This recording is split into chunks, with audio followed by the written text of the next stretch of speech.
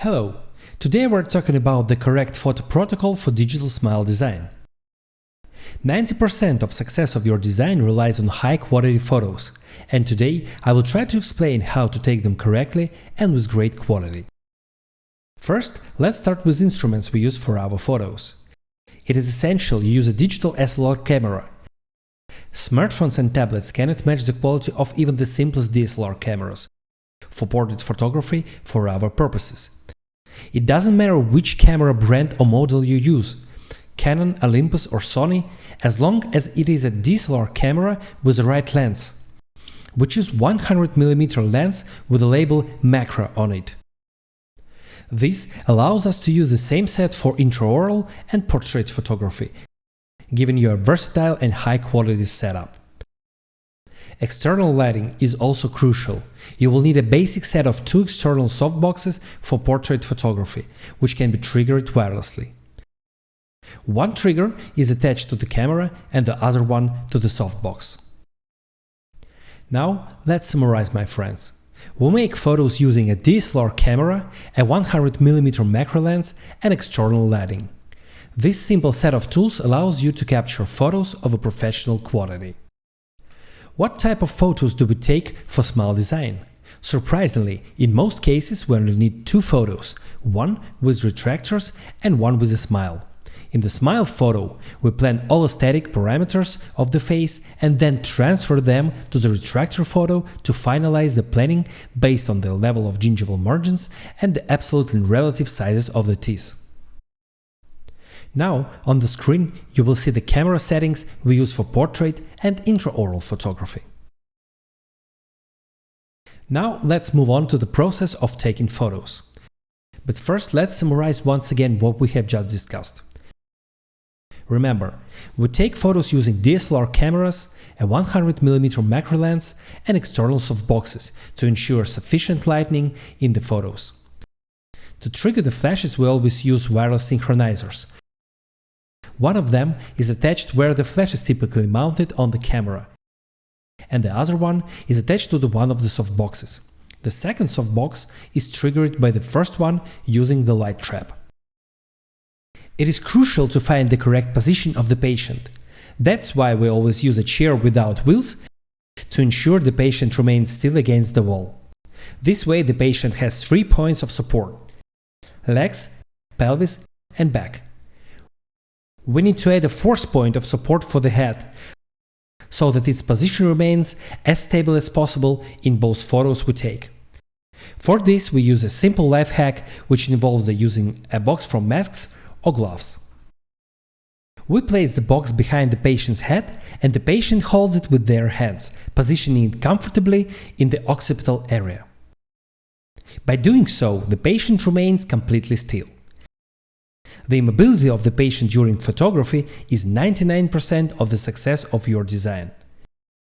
Of the 2 photos we need to take for smile design, we take the retractor photo first, because it's easier for patient to remove the retractors than to put them on. Therefore, we ask the patient to put the retractors on, ensuring there is a gap between the upper and lower teeth. Also, to slightly open the mouth, we can place rolls on the last molars and ask the patient to bite down a little. Or we can simply ask them to keep their mouth slightly open during the first and the second photo. Then we take the photo with retractors.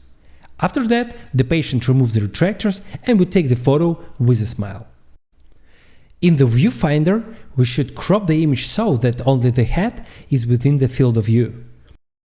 Why is it done?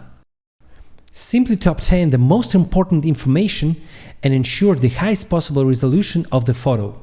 During the smile design process, as you will see in our upcoming videos, we will zoom in on this photo so the image quality and sharpness are crucial. So, the patient places the retractors in their mouth. Without using a tripod, we frame the photo in the viewfinder to capture the entire face. Then we take the photo. The patient removes the retractors and we take another photo with a smile. There should be as minimal time as possible between 2 photos, so when we overlay them in software, you can achieve an excellent accuracy. The last step is to ensure that our photo is taken from the correct angle. It is important to position the patient's head correctly in 3 planes. First, head rotation. To control the head rotation to the right or to the left, it is very simple. We use the ears as a reference points. We make sure that the ear on one side of the photo is visible approximately the same amount as the ear on the other side. If the patient turns their head more to one of the sides, one ear will become less visible on one side than on the other. Therefore, when we look through viewfinder, we should see the ears roughly the same on both sides. Second, we take the patient's photo as if slightly from above, perpendicularly to the eye level, or more precisely, perpendicular to the inclination of the central incisors. We know that normally the central incisors always have a little protrusion. It is important for us to see the actual size of these teeth, so we take the photo perpendicular to the surface of the central incisors. To do this, we take the photo from a slightly higher angle. And lastly, the horizontal position of the head. Many devices have been developed to control this: special glasses, construction levels, drawings on the walls, and so on. In reality, none of this is necessary or important, because in any graphic software, after the photo has been taken, you can horizontally rotate the photo as needed. In our future videos, when we will discuss the process of smile design itself, you will see how it is done again. To summarize, head rotation, we use ears as a reference points, and we take the photo slightly from above. With a little practice, you will succeed in getting it right. Let's take the photos again and see how it is done. The patient puts the retractors on, slightly opens their mouth, and during the smile, the mouth is also slightly opened so that the floor of the oral cavity and the tongue act as a black retractor. We adjust ourselves, take the photo slightly from above, perpendicular to the surface of the central teeth, paying attention to rotation to avoid taking a photo from the side. We use the ears as a reference points and fill all the useful space of the photo with the face. Only then we press the button. Now we got 2 excellent photos. For most of your designs, only 2 photos, one with retractors and one with a smile, are sufficient. Sometimes, when we want to better access the situation in 3 dimensions, understand the vestibular-oral position of the teeth and their rotation, we can add an additional occlusal photo to these 2. How do we take an occlusal photo for smile planning? It is slightly different from what we are usually used to. The photo is taken in direct view, not in the mirror. This way, it will be easier for us to correlate it with our previous photos.